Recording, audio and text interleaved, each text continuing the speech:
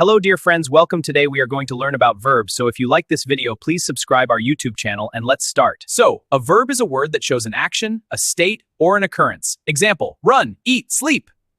In addition, verbs tell us what the subject does in a sentence. Example, she reads a book. Without a verb, a sentence is incomplete. For example, she happy is incorrect. It should be, she is happy. Moreover, action verbs describe physical or mental actions. Jump, think, write. And physical action verbs show visible movement. Example, he runs every morning. Furthermore, mental action verbs show thinking or feeling. I believe you. Linking verbs connect the subject to information about it. For example, she is a teacher. Another one, common linking verbs include be, seem, become. So now let's talk about helping verbs. Helping verbs work with main verbs to show tense or mood. Example, she is studying now. And this times, the examples of helping verbs are is, have, will. Example, they have finished. Another key point, the main verb carries the core meaning of the action. Example, she writes emails. Verbs can change form to show time or tense. For example, walk becomes walked in the past tense. So the present tense shows actions happening now or regularly. Example, I work here. The past tense shows actions that already happened. Example, I worked yesterday. The future tense shows actions that will happen. I will work tomorrow. Regular verbs form the past tense with ed. For example, play becomes played. Irregular verbs change form in different ways. Go becomes went. Some verbs do not show action but show states. Example, know, like, belong.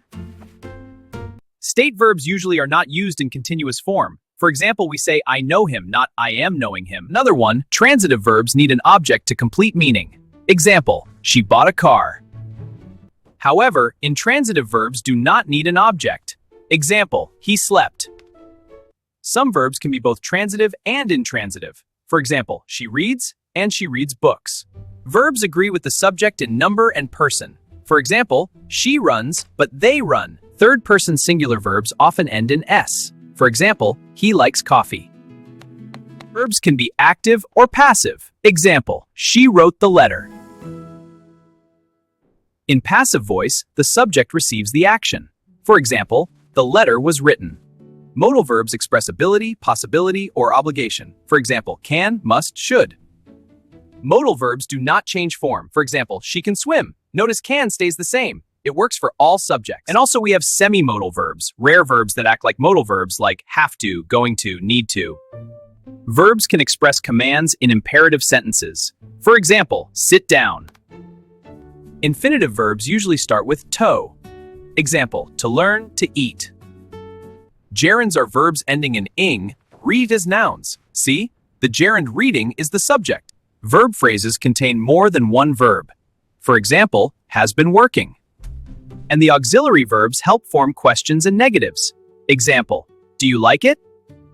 Questions in English often need a helping verb. For example, did you call her? Negative sentences usually include not. For example, she does not understand. Verbs can show continuous actions. Example, I am studying now.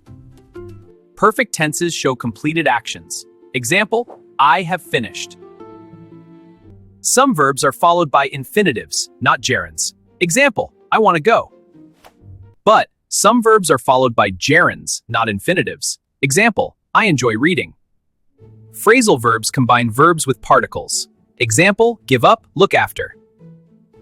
And phrasal verbs often have idiomatic meanings.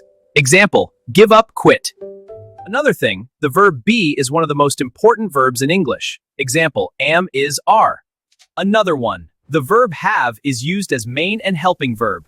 Example, I have a car. So the verb do helps form emphasis in questions. Example, I do like it. And verbs can express habits and routines. I wake up at 7. As a result, some verbs describe change or development. For example, grow, improve. C. Verbs can show cause and effect. Example, the news shocked me. Every English sentence must contain a verb. For example, she is tired. The verb here is. Understanding verbs helps you build correct sentences. A subject plus verb. Finally, mastering verbs is key to speaking English fluently. So for more videos, please like and subscribe our channel.